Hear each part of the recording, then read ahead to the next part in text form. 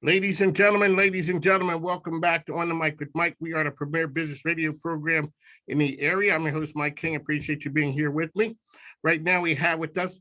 I mean, it's not revolutionary. It's something we've all done. I was, the flag football champion at Gloria Day Elementary. We have Jeff Lewis, who is here with the American Flag Football League. Sir, welcome to the program. I'd like to hear about that championship, Mike. It was a long time ago. We were the champs of Lutheran League. Sixth grade, I'm 61 and 5/8 now. I'm living like Bruce Springsteen said, glory days. Yeah. I was a legend back in those days. Well, you sound like me, an old bond trader using 61 and 5/8, using fractions. Very rare these days. That's how it is when you get to a certain age. Like when you were 12 and you're almost 13, it's just like, I'm 12 and a half. And you get a chuckle out of it. So, I'm trying to, people say you're holding on to 61. I'm like, no, I'm just glad to be able to get there.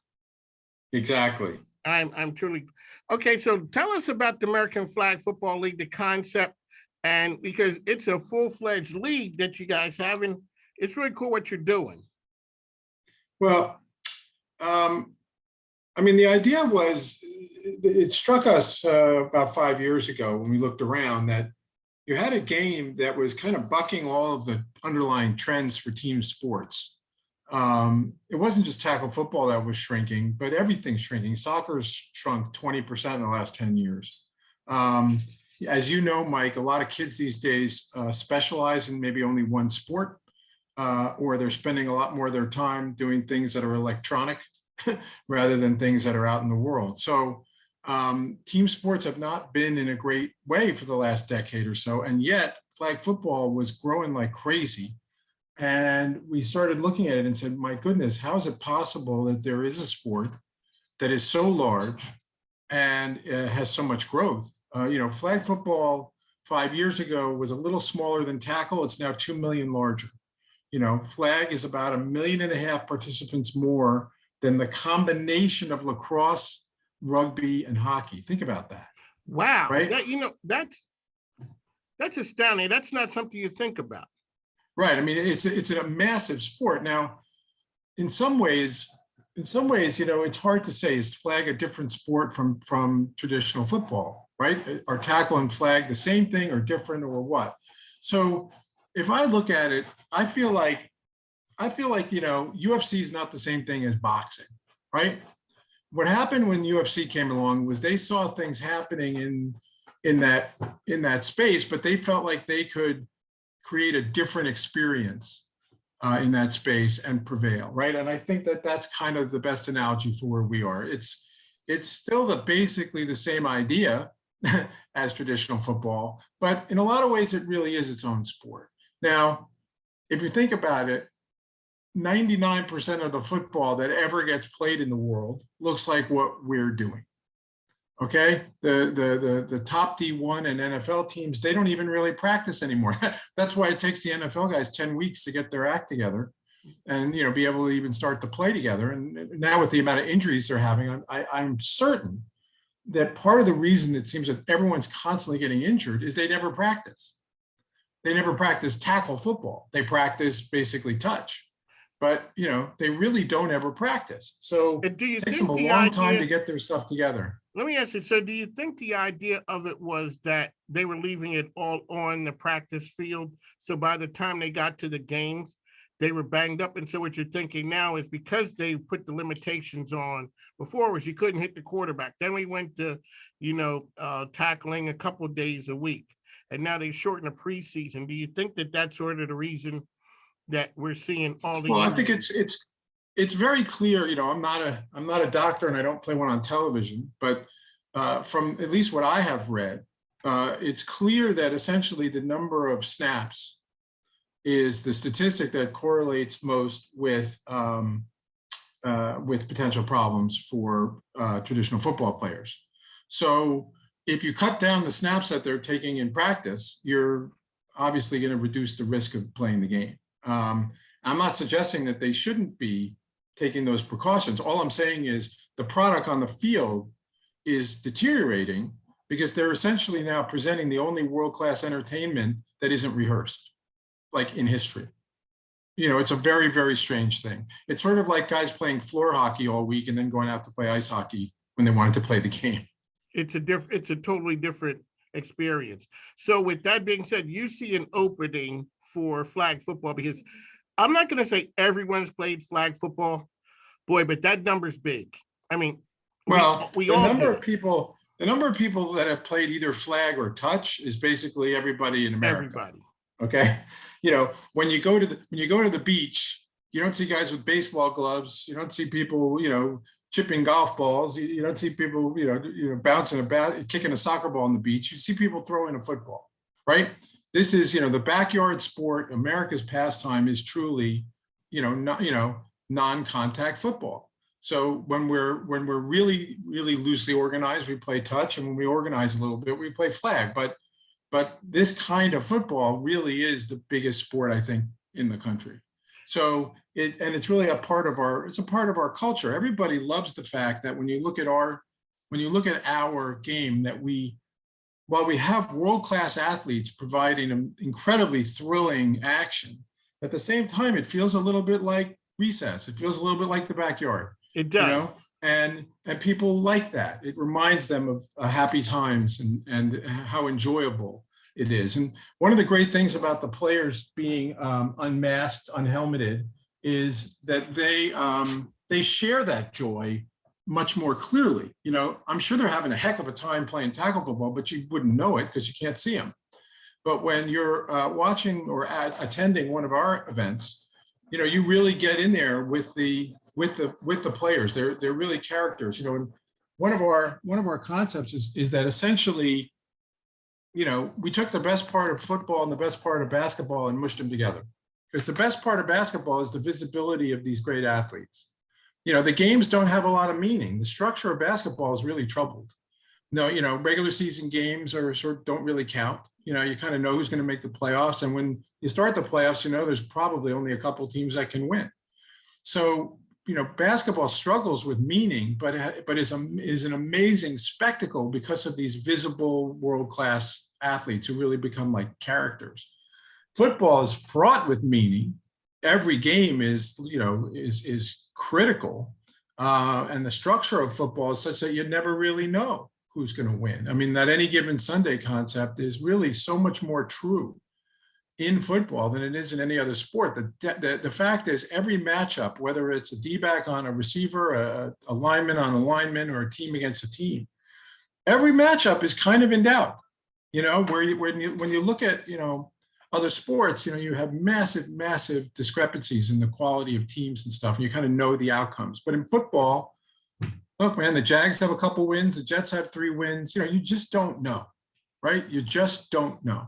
So we've got the structure of football, we got the playmaking of football, but that visibility of the players, just brings the whole thing to life. It brings on another dimension. And I think that's the dimension in which the entire business of the NBA is built, is that visibility.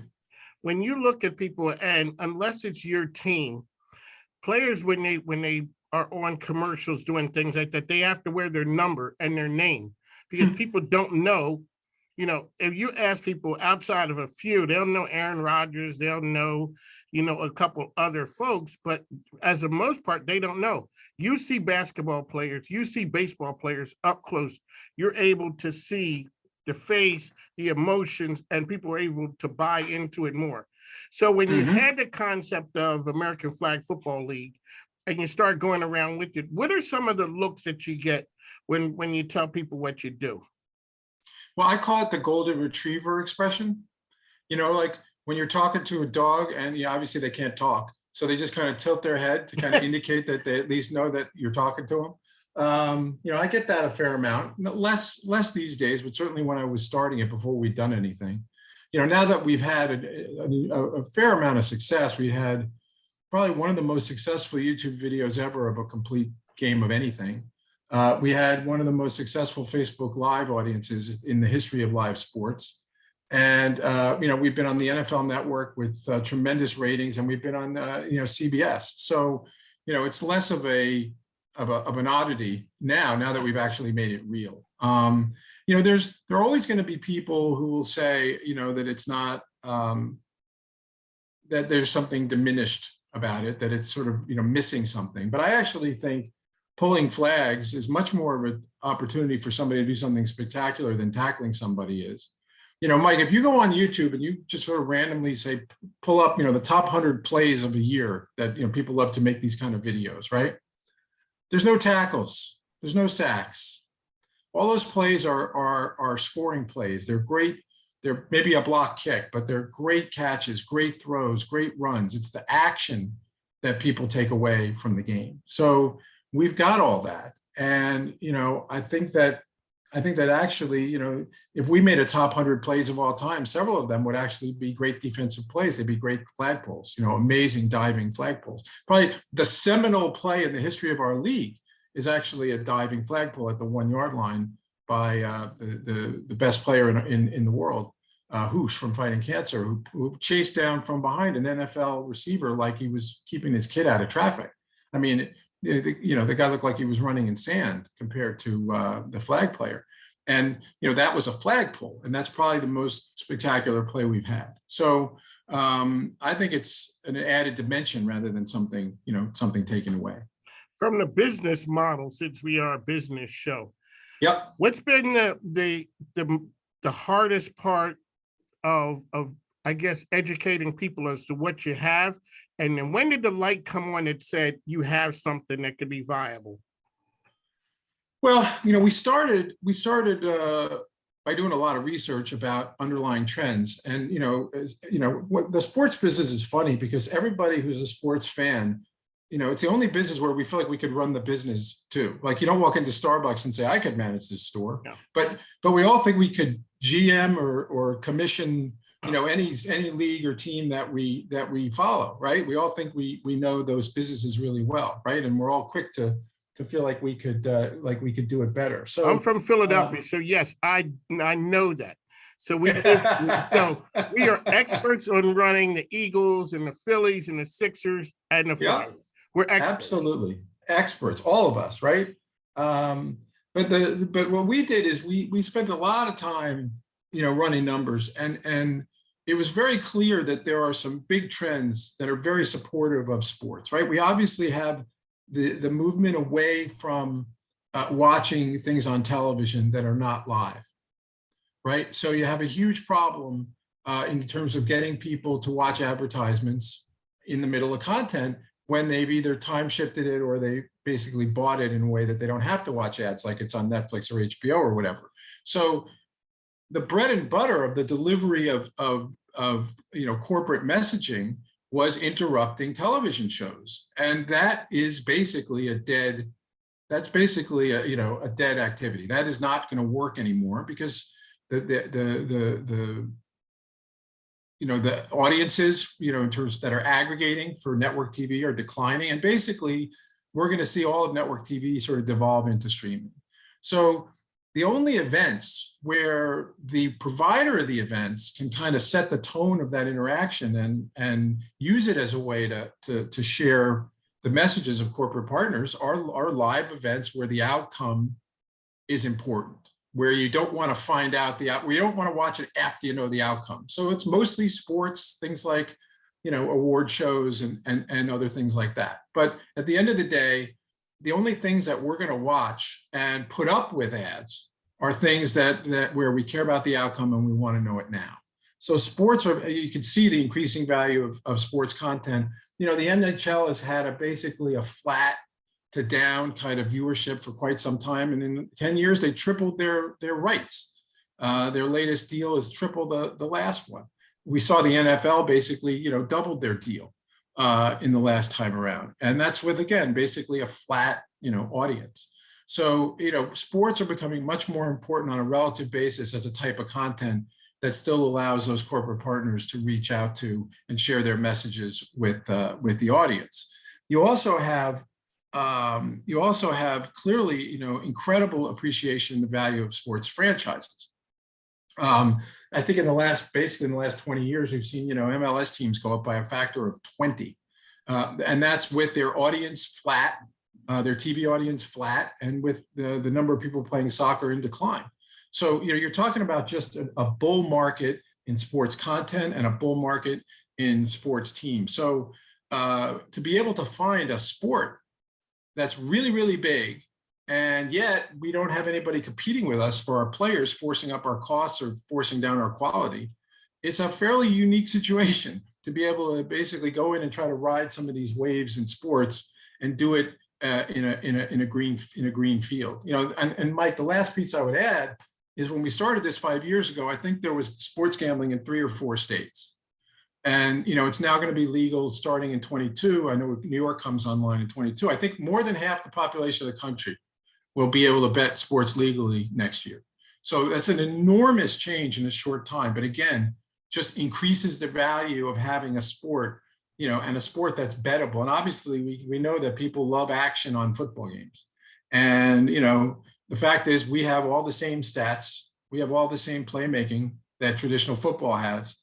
And you add to that the fact that we have visible players, two-way players that are going to be more connected to the fans. You're going to want to play fantasy. You're going to want to bet on flag football. The last piece that I think is really important, and again, it's a relatively recent trend, but is the women in sports situation. That's the one that got me. Yep. So we have a very interesting situation where you can clearly see that that the world, we may not agree on anything in this country anymore. I mean, I don't think I could come up with a single, the sun's going to rise tomorrow. You're going to have 40% of the people say no, right? But maybe the only thing I see us in 100% agreement on right now is the idea that girls should play sports and we should embrace that. And that if women play sports well, we should watch them and celebrate that. And to me, it's long overdue. And a big part of, I think, our future is going to be girls playing youth flag and professional women playing a very high level flag football. It's great to watch. It's very entertaining. And, we did have an interesting data point this summer when our women's game, which was the first nationally televised women's game, doubled the ratings of the men's games that were on the prior week. So clearly the audience is ready for it. And I think it's going to be, a massive, massive thing. You can see it in the way that the women's national soccer team got embraced. There's an incredible amount of growth going on right now in women's golf. The purses are rising very quickly. The audiences are rising very quickly. I think people are ready to embrace, women's sports in a way that is very, very important right now. Let me ask you, so give our listeners an idea, which markets are you in? So we've been playing all over the country. We've been using kind of a tournament style. We're presently in the middle of a crowdfunding campaign with a website called Seed Invest. And part of the reason for our doing that is to, A, give people a chance to connect to us in this game that they love so much, those 7 million people who love flag football and play it. But in addition, we're trying to get the capital so that we can introduce teams in cities, so that we can have a more, traditional look and feel. So what we've done to date is basically people have brought their own teams with their own preparation. And as much as we have seen an ocean of talent, what we also see is that football requires an amount of preparation and execution that is unique, I think, in sports. Our football is not any different in that respect. And, we really need to prepare these athletes ourselves. We need to professionalize them, put them on salary, have, tryouts, training camp. And by the way, the good news about our game, per our beginning of the conversation, we can actually practice. Shush, I got my little dog here. Things that didn't used to happen. So it's a new world. The fact is that we can practice flag football. We don't have to take the flags off and play one-hand touch. We can practice what we do every day. So I think that we're going to see a really big increase in the quality of play when we introduce the teams that we control. And I think you'll also then see a lot of the gambling and the fantasy and all that stuff sort of roll in. Because in the tournament structure, it's a little bit tough when the teams are unfamiliar and basically they're one and done, they're going home. So, having recurring characters with whom we're familiar, knowing the stats, I think that helps take us to the next level. Where you are is sort of, so from the casual, not the casual sports fan, but the person who views sports. So we're seeing I guess a proliferation or an abundance of the other sports now, where you'll see, for whatever reason, I start watching chase tag, you know, Mhm. and cornhole, the tournaments. Yep. Bowling has been around forever. And for a person who doesn't know, bowling is one of the top viewed sports. I mean, it's there all the time. How do you take what you were doing before to get it to the mainstream medias, to the ESPNs, to people paying attention at the network so you can get more exposure? How do you go about that? Well, we've already kind of got the exposure, right? We've already been on CBS. We've already been on NFL Network. We'll be on CBS again. But How I did think that, that let we me ask you, also, how did that happen? well, there's a lot of interest in this, and our digital numbers have been insane. Okay. The first game that we played, which was a test, was a game where Mike Vick actually threw the most touchdowns that have ever been thrown in a pro football game, 8.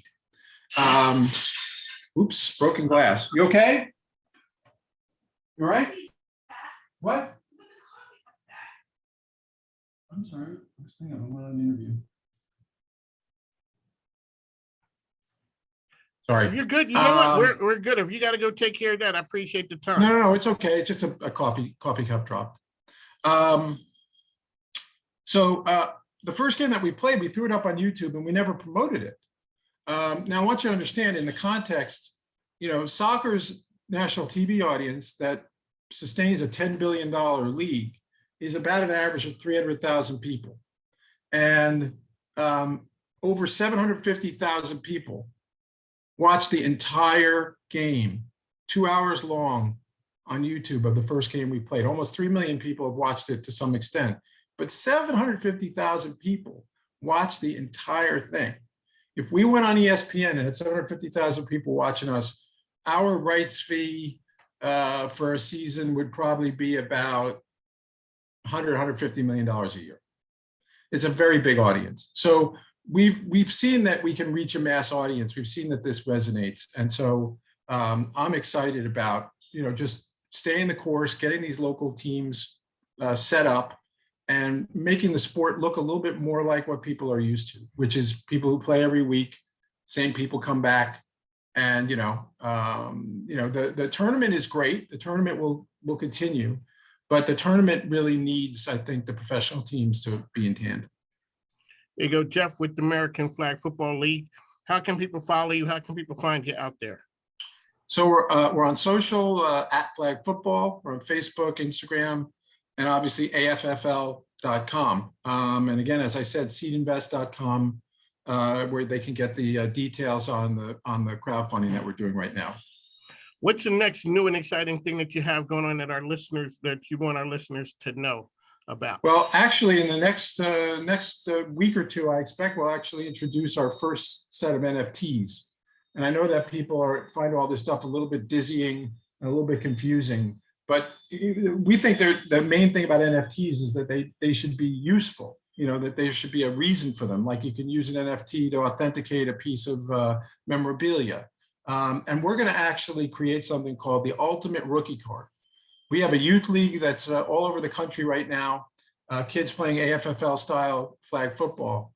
And we're going to make it available that all the kids in our league can basically buy an NFT of their own card, their own rookie card.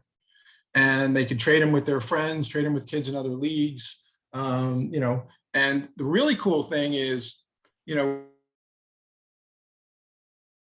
know that the most valuable cards are the rookie cards, are the origin story, right? That's what Marvel has taught us. The origin story is the thing, right? So imagine when one of our kids turns out to be the next Mahomes or the next Clayton Kershaw or whatever, right? And basically his ultimate rookie card was minted, when he was 8 or 10 years old playing in AFFL youth. So I hope that those kids that are really gifted athletes, well, they won't sell all their cards, hang on to one or two, because they might turn out to be worth something someday. All right, Jeff, we'd like to thank you for coming on. I really appreciate your time. If you guys have anything new and exciting, please, come back to us. You're part of the family now. On the mic with Mike, ESPN Richmond, Jeff from American Flag Football League. Sir, I'd like to thank you again. Once again, take care now. Thank you very much, Mike. All right, take care. Take care. Bye-bye.